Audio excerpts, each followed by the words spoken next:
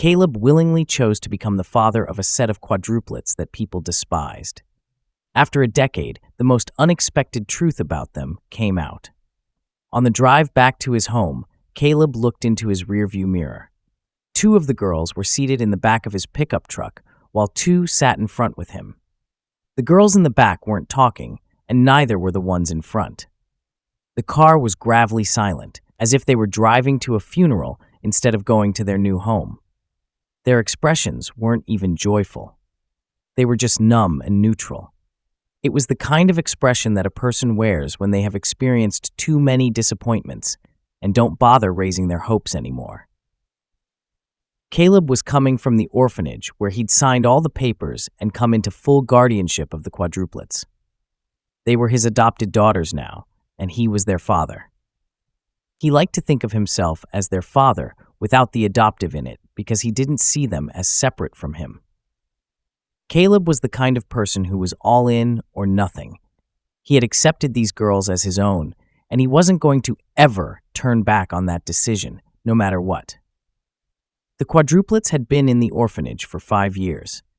According to the caretakers at the orphanage, the girls had been orphaned when they were 4 years old and had lived in many orphanages ever since. Their story was tragic and had been what compelled Caleb to make the move to adopt them. It had seemed like an impulsive decision in the eyes of others, but Caleb had felt so right about the choice he had made. The quadruplets were 9 years old, all born on the same day. Caleb had found this incredible. None of the girls looked exactly alike, but they all bore a strong resemblance to one another, and they were all incredibly beautiful, even at their tender age. Caleb had found it odd that they hadn't been adopted. That was before the caretakers had shared the girls' tragic story with him. The girls had been moved around to different orphanages. The first orphanage that had taken them in had housed them for 1.5 years. That length of time had been the longest that they had stayed in any orphanage. During their stay in that first orphanage, the girls had been scared and had displayed signs of PTSD. They had to undergo child therapy for a few months before they started talking, playing freely, and relating to other children. Shortly after, many couples had shown interest in adopting the girls.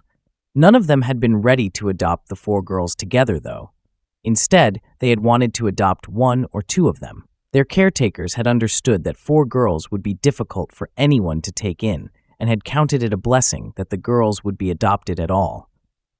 They had thought that perhaps by the time that 2 couples adopted a girl or 2, all the girls would be adopted. But the girls had refused to be separated. They had wailed, cried, refused to eat, and kicked up a fuss whenever any of their sisters had received an offer to be adopted. They had done this numerous times, and their caretakers had gotten frustrated. The caretakers had decided to try another method. They had approached couples that had wanted children and had suggested to them to test living with the girls for some time to know if they could adopt all 4 of them. In the first family that the girls had lived with, the wife had hated the girls after a few weeks because she claimed the girls stole her husband's affection from her. For this reason, the girls had been sent back to the orphanage. The orphanage had eventually transferred them to another one. The second orphanage had also sent the girls to live with another couple for a short time.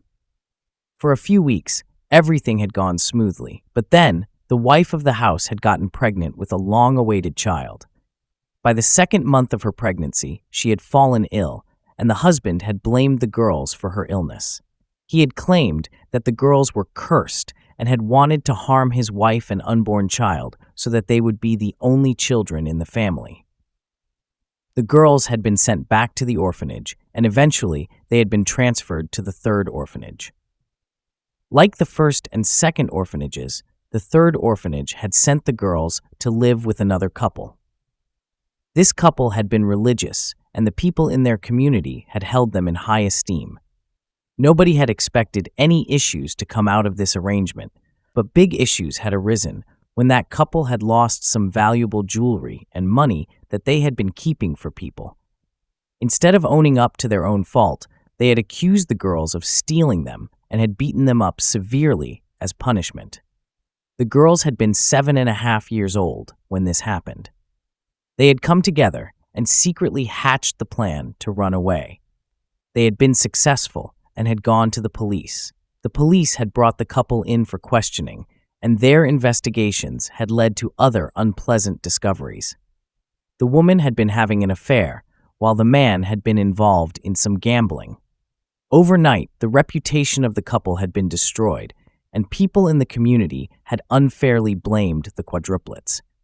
Hatred for the girls had been so strong that they had been transferred to an orphanage out of state.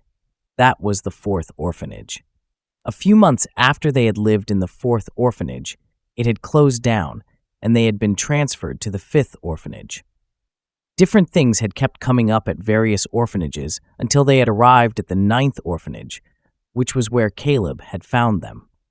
Everybody had gotten so fed up with the girls at this point and had wanted to wash their hands off them.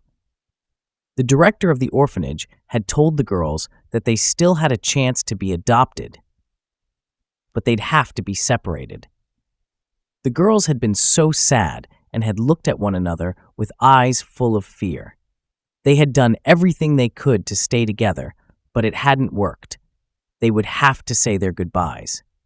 It had been in that dire hour that Caleb had walked into their orphanage. Caleb was a florist that the director of the orphanage had employed for his services. Major sponsors of the orphanage would be coming in a few days, and the director had wanted to make the grounds colorful and attractive with flowers. Caleb had overheard the director telling the girls that they had come to the end of the road and would have to go their separate ways. The reaction of the girls had haunted Caleb. He had been moved with deep compassion for them. Knocking on the director's door, he had entered the office and had told the director that he had a large home where all the girls were welcome to live. Caleb was a black man and the girls were white, but he hadn't been daunted by this fact. He had been ready and willing to take responsibility for them. The management of the orphanage had been so relieved when Caleb confirmed that he truly wanted to take the girls to live at his house. For record's sake, they had asked him a few questions to confirm that he was eligible to be their guardian. Caleb was a widower who lived with his mother, who was in her 50s, and both of them earned a reasonable sum of money that could support the entire family, including the girls. Regardless, the orphanage had arranged to pay a monthly sum to Caleb for looking after the girls. He had refused it. He had told the management that he wasn't taking the girls to live with him for a test run. He was taking them into his home to be his daughters, and he would be their father. He wanted to fully adopt them. Everybody had looked at him like he was crazy. Didn't he know that these girls were hated? But they had let him adopt them. A few weeks later, the adoption proceedings had been completed. At Caleb's house, his mother, Mildred, was excited to meet the girls. She loved children, and Caleb had already told her the girls' story. She felt their pain. They had been through so much, and they were only 9 years old. She wanted them to feel at home and wanted to bring them comfort. In her eyes, the quadruplets were her long-lost grandchildren who had finally come home. She was determined to help raise them well. Mildred had another reason why she was so happy about the adoption of the girls. Caleb had been lonely for 5 years, ever since his wife passed away in childbirth with their baby. He hadn't dated anyone or tried to make another family. He had simply lived with his mother in his 5-bedroom duplex located on the outskirts of the city. He grew the flowers he supplied for business on that land and had a small garden too. From the day that the girls arrived at the house, Caleb provided all their basic needs and any additional needs that his mother told him they had. But for weeks, the girls stayed withdrawn and quiet. They said thank you at the right times and only spoke when spoken to. No more, no less. The girls acted this way because they were cautious. They had lived with many people in the past who had been initially nice to them before eventually turning hostile. Neither Caleb nor Mildred liked how formal and uncomfortable the girls were, but they didn't know what to do to change it. They continued to treat the girls well, corrected them kindly when it was necessary, and asked them about the things they liked. Although they were fed up with the girls' monotonous answers, they didn't give up on them. And one day, it paid off. One of the girls, Sarah, was dusting the sitting room when she accidentally broke a family heirloom that Mildred was so protective of. Sarah was so scared she wanted to run away. She believed that Mildred would beat her up and throw her sisters and her out because of her. But Mildred entered the sitting room, saw the broken heirloom, and rushed to Sarah's side. "Did you hurt yourself? Are you bleeding anywhere? Do you want to go see the doctor?" Mildred fired the questions in rapid succession. Her eyes roved over every corner of Sarah to make sure that she wasn't hurt. Sarah was surprised that Mildred didn't want to punish her and was genuinely interested in her well-being. She burst into tears, and Mildred wrapped her in a warm hug, comforting her. After that incident, the girls saw that Caleb and his mother were truly good people who cared about them. In the months that followed, the girls gradually opened up to them and started behaving like a real family. It wasn't an overnight change, but with patience, love, and consistent kindness, the walls the girls had built around themselves began to crumble. While some of the girls helped Mildred with the house chores and in the kitchen, the others learned how to grow flowers and garden from Caleb. They helped him take care of the flowers, and as a result, he was able to grow more flowers and expand his garden. The best part was that the girls genuinely enjoyed partaking in those activities. They didn't do it reluctantly. They were so joyful whenever they were doing anything, and it warmed the hearts of Caleb and Mildred to see the girls flourishing in their new environment. One time, Mildred organized a bake sale for fun. She and some of the girls baked so many different things that sold out in a short time, with many people asking for more. They made so much money that they considered starting a small baking business. At the same time, more clients began to contact Caleb for his florist services, and he was able to fulfill all the orders because there were more flowers to sell. Caleb started making more money as a result, and he often surprised the girls with thoughtful gifts, small tokens to show his appreciation for their help and their growing connection as a family. 2 years after the girls started living with him, Caleb asked them if they wanted to do anything special, and they all said that they would like to go on a camping trip. Caleb hired a van and made the necessary arrangements for a one-night camping trip. He wanted to keep it short in case they didn't like the experience and wanted to return home sooner. However, he and his mother got a huge surprise on the trip. At the campfire, the girls sang a song together. Each of them had a distinct voice that blended perfectly and harmonized effortlessly. The jaws of Mildred and Caleb nearly dropped to the ground. They had no idea that the girls had this talent. As soon as they returned from the camping trip, Mildred went to the choir leader at her church and begged her to train the girls to sing better. The moment the choir leader heard the quadruplets sing, she was sold on the idea. The girls were excited that they would have a professional guide them and help them improve their singing skills. They loved to sing together, but until then, they had been too shy to do it in front of Caleb and Mildred. They started training 4 times a week with the choir leader. This went on for an entire year before the choir leader started signing them up to sing at local events and festivities.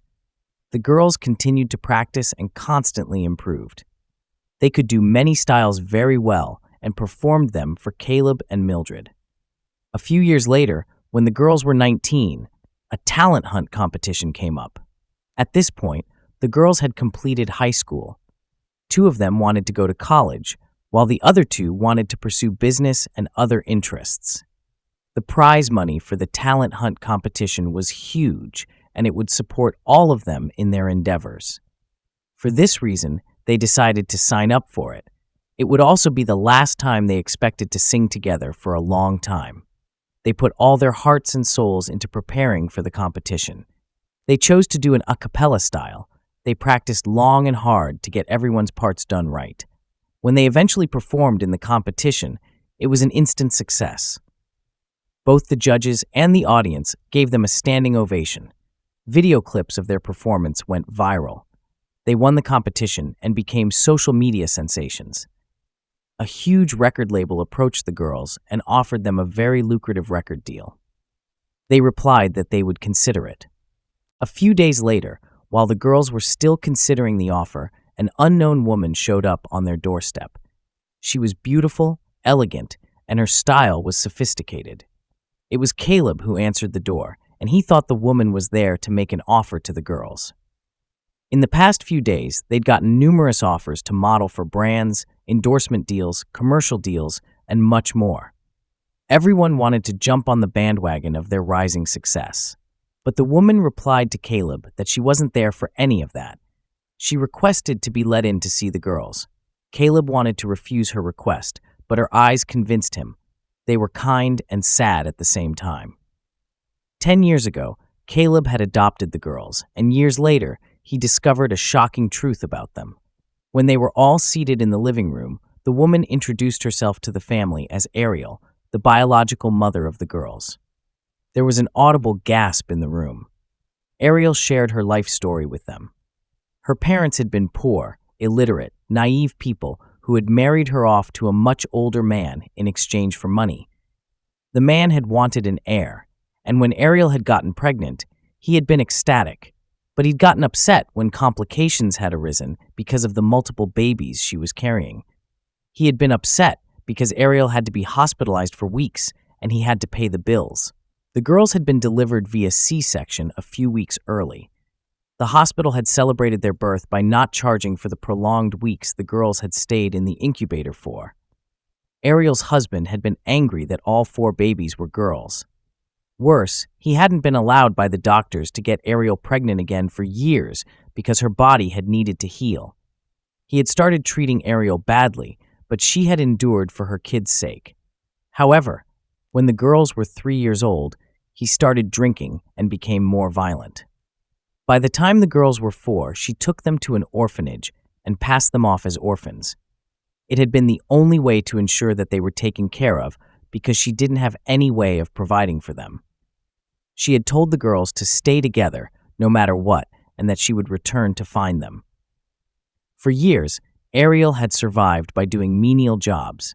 She had worked at a small bed and breakfast and had found favor in the eyes of the owner, an old woman who had left the establishment to her when she passed away. Ariel had grown that business, by sheer strong will, into an exclusive resort. Then she had returned to find her children, but they had disappeared into thin air. It was the videos of their performance at the competition that she'd seen and finally found them. The girls were sorry for all their mom had to go through and reconnected with her. She had told them their biological father had passed away. He had gotten drunk one day and fallen on the wrong side, breaking his neck. Ariel thanked Caleb and Mildred for their kindness to her daughters. They talked for a long time, and she invited everyone for a month-long vacation at the resort, including Mildred and Caleb. Ariel had given birth to the quadruplets when she was 19 years old. The girls were 19 already, which made her 38 years old. She hadn't remarried and wasn't in a relationship. Caleb was 43 and single too. During their time at the resort, they got attracted to each other, and the girls noticed. They not so subtly started playing matchmaker until Ariel and Caleb gave in and started dating. Mere months later, Caleb proposed and Ariel accepted. They got married, and Ariel moved in to live with the man of her dreams, her 4 beautiful daughters, and her caring mother-in-law. Life after the wedding was both exciting and challenging for Caleb and Ariel. The girls were thrilled to see the 2 people they loved finally together, but the reality of blending their families wasn't always easy. Caleb and Ariel had to navigate the complexities of their new roles as co-parents and partners. Each had their own parenting style, shaped by their vastly different experiences, and it took time to harmonize these approaches. Caleb was practical and disciplined, having spent years raising the girls alone with the help of Mildred. He was used to being the sole decision-maker, the one who provided structure and stability. Ariel, on the other hand, was more spontaneous and nurturing, with a deep desire to make up for the years she had lost with her daughters. She wanted to spoil them, to shower them with the love and attention she had been unable to give when they were younger. At first, this difference in approach led to some tension between Caleb and Ariel. Caleb was concerned that Ariel's leniency might undo the progress they had made with the girls, who had flourished under the structure and routine he had provided. Ariel, meanwhile, worried that Caleb's strictness might prevent the girls from fully expressing themselves and enjoying their newfound success. The girls themselves were caught in the middle, unsure how to navigate the changes in their household. They loved both their parents dearly, but they also sensed the undercurrent of conflict that occasionally surfaced. They were no longer the frightened, withdrawn children Caleb had first brought home. They were young women with dreams and ambitions, and they were eager to explore the world beyond the confines of their home. The family decided to address these issues head-on. One evening, after a particularly tense day, they all sat down together to talk. Ariel and Caleb encouraged the girls to speak freely about their feelings and any concerns they had about the new dynamics in the family. "We just want to make sure everyone is happy," said Sarah, the eldest of the quadruplets. "We love how things are, but we can tell there's been some tension lately." "We know it's not easy for you two," added Emma, the most sensitive of the sisters. "We've seen how much you both care about us, and we don't want to make things harder." Caleb and Ariel listened intently, holding hands as they absorbed their daughter's words. It was a difficult conversation, but it was necessary. They realized that they needed to find a balance that would allow them to parent together effectively while also nurturing their relationship as partners. In the days that followed, they made a concerted effort to support each other's parenting styles. Caleb learned to let go a little, trusting that Ariel's more relaxed approach could also be beneficial for the girls. Ariel, in turn, embraced some of the structure Caleb had instilled, recognizing that it had been crucial in helping the girls overcome their past traumas and thrive. As they worked through these challenges, Caleb and Ariel's bond deepened. They spent more time together, talking late into the night about their hopes and dreams for the future. Ariel shared more about her struggles as a young mother, the pain of leaving her daughters behind, and the long road she had traveled to find them again. Caleb, in turn, opened up about his grief after losing his wife and child, and how adopting the girls had given him a new sense of purpose. Their love for each other grew stronger with each passing day, and soon they were not just partners, but best friends. The girls noticed the change and were delighted to see their parents so happy. They were flourishing in their own ways as well. Sarah had decided to attend college to study music production. Emma was exploring a career in social work, and the other two sisters, Lily and Grace, were considering joining the family's floral business while pursuing their passion for singing. But life had more surprises in store for the family. A few months after the wedding, Ariel began to feel unwell. At first, she dismissed it as stress from the recent changes in her life, but the symptoms persisted. Caleb grew concerned and urged her to see a doctor. When Ariel finally went for a checkup, the news was unexpected. She was pregnant.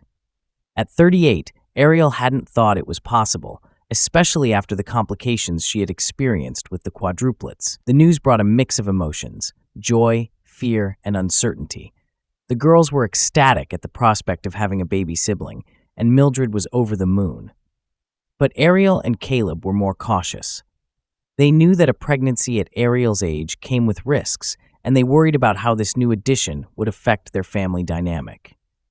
As the pregnancy progressed, the family rallied around Ariel, providing her with all the support she needed. Caleb was by her side every step of the way, attending doctor's appointments, helping Ariel with her business, and making sure she was as comfortable as possible. The girls, too, were eager to help, taking on more responsibilities around the house and even planning a baby shower for their new sibling. The months flew by, and despite some scares along the way, Ariel's pregnancy progressed smoothly. The day finally came when she went into labor. Caleb was there with her, holding her hand and reassuring her as they prepared to welcome their new baby into the world. After several hours of labor, Ariel gave birth to a healthy baby girl. She was a beautiful blend of both her parents, with Ariel's dark hair and Caleb's warm brown eyes. They named her Joy, a fitting name for the happiness she brought into their lives. The arrival of Joy marked a new chapter for the family. The girls were doting older sisters, always eager to help with the baby and showering her with love and attention. Caleb and Ariel found a new sense of purpose in raising their daughter, grateful for the second chance at parenthood they had been given. As joy grew, so did the family's bond. The challenges they had faced in blending their family had only made them stronger, and they were more united than ever. Caleb and Ariel continued to support each other, both in parenting and in their personal lives, and their love for each other deepened with each passing day. Years later, as they looked back on their journey, Caleb and Ariel marveled at how far they had come. They had built a beautiful, loving family despite all the odds, and they had found true happiness in each other. The girls had grown into remarkable young women, each pursuing their dreams with confidence and determination, and Joy had blossomed into a bright and joyful child, loved by all who knew her. Their story was one of resilience, love, and the power of family. It was a reminder that no matter how difficult the journey, it was always worth it in the end. Caleb and Ariel had found their happily ever after, and they knew that, together, they could face whatever the future might bring.